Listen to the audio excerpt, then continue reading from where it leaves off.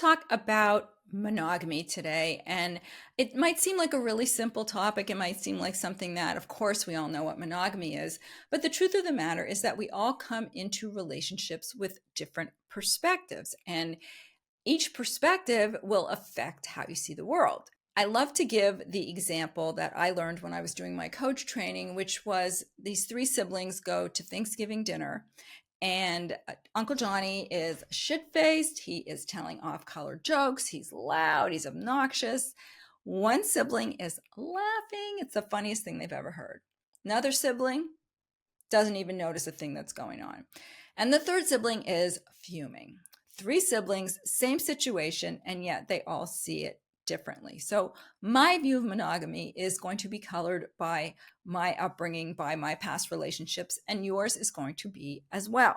So a little history about monogamy. It actually has its roots in ancient Greece, where in order to simplify inheritance and maintain social order, they started to create these monogamous relationships. And as Christian doctrine started to promote it by, based on biblical texts, they decided that monogamy was the way to be. It's actually very rare in the animal kingdom, but as a species, we developed the theory that when we mate with a single partner, our offspring have a better chance of surviving. And what's interesting is that the opposite holds true. When I was in Africa and learned about lions, apparently the male lion goes around from pride to pride based on the female lion, or the lioness rather, deciding whether she felt this partner was strong enough. So if a stronger lion came along, she'd push him out because she wants the best pride. Now, back to humans. How many marriages break up because of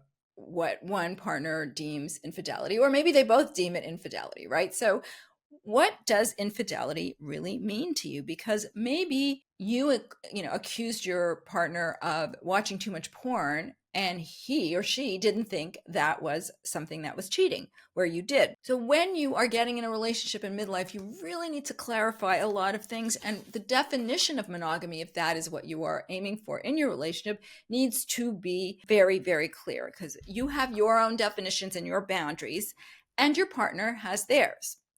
And as I always say, the key to these successful relationships is communication, and also physical touch and all the other stuff. But it's all about ultimately communication. And if you think your partner is cheating because he watches porn every night or she watches porn every night, then that's going to be a problem if it's something that is part of their regular routine. So let's have that conversation up front so there's no surprises. And even those of you that are in long relationships, maybe things are changing and your relationship has gotten a little stale or quiet, or your sex life is over, or sort of very lame, and your partner or one of you decides that you want to entertain other ideas. So again, the idea of monogamy is really important to be clear. A wise friend said to me, if someone tells you who they are, believe them. And when it comes to relationships, any kind of relationship, not just business, not just personal relationships, business relationships, everything, when someone tells you something up front or you see something up front, that is the behavior you're going to continue to see. So you want to start with, what are your boundaries? Again, if you hear something or you see something or you know something, I've had a couple of experiences where I've dated guys that are separated that did not end well for various reasons. And that has now become a boundary. So some people would consider someone who is separated but not divorced cheating. I didn't consider it cheating. I think one of them did in their own mind, but I let that boundary get crossed and I regretted it afterwards. So I know that is an absolute boundary for me. And that, to me, that is like, you're not monogamous. If you're still married to your partner, then you need to choose wisely. I had another experience where a person posted on the dating app that they were in an open marriage, and I was starting to entertain it. I, of course, doing all this research for the podcast, I thought, well, let me think about would I consider it? And so I figured I'd talk to the person, and we exchanged a few texts, and I said, I don't think I want to do this, but I'm curious what you think. He looked kind of interesting based on his profile.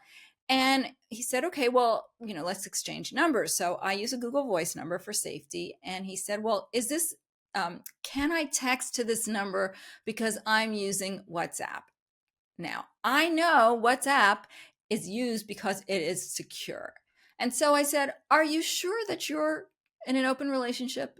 And he unmatched me. So you want to be clear that your version of open relationship is the same as your partner's, and that if it is important to you that everybody be aware, some people have a don't ask, don't tell policy, but you want to really understand. And that was a pretty clear signal that this guy was not above board. He was not truly open and non-monogamous or consensually non-monogamous. If your partner is watching porn, is that considered cheating? If they're watching it by themselves, if they're watching it with you, if they're watching it, with another person, is watching porn considered cheating to you? Is when your partner flirts with somebody, is that considered cheating? I actually find it kind of titillating when someone flirts with my partner, and I like to flirt with someone because I like that little bit of jealousy. It makes me feel wanted. I'm not going to act out on it, but for me, I think it's kind of sexy, where someone else might find that like an absolute no, that is cheating beyond a doubt. What about having a relationship, having sex with someone without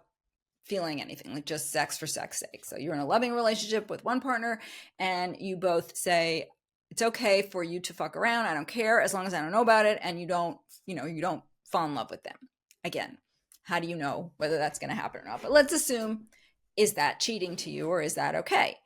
What about a work spouse? I'm sure you've heard that expression. Oh, he's got that work spouse. Is that okay or is that cheating, right? Because sometimes the work spouse turns into more than a work spouse. And maybe you're okay with that because they spend more time at work than they do at home. And so you're willing to allow it. If somebody sexts another person, so they start provocative texts, but they never meet, is that cheating? What about when you meet someone who is divorced but sleeps at their ex's house? Sometimes it's done, it's called nesting when it's done for the kids, but sometimes they just both live in the same house.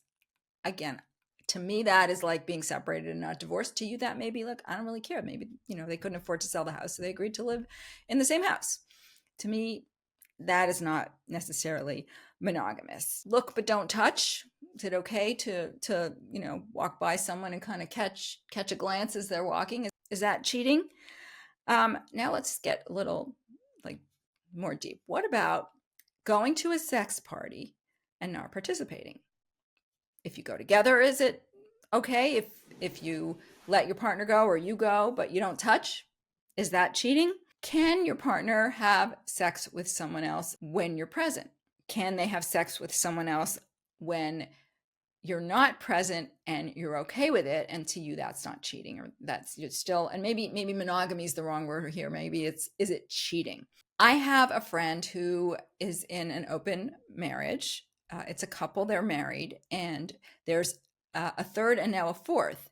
And I actually met with them and I asked the wife, who tended to be less involved in the intimacy and the sexual relationship, was she jealous? And the third was right there with us. We were all having a meal together. And she said, I'm fine with whatever they do as long as they don't sleep in the same bed together. That was her boundary. That would be cheating to her. Again, everybody has their own idea of what monogamy is. So don't make an assumption that your partner agrees with you when it comes to monogamy. It could be based on religious models. You may believe that like one person at a time, absolutely, without question, you are 100% devoted to me. You don't look at anyone else. You don't have sex with anyone else.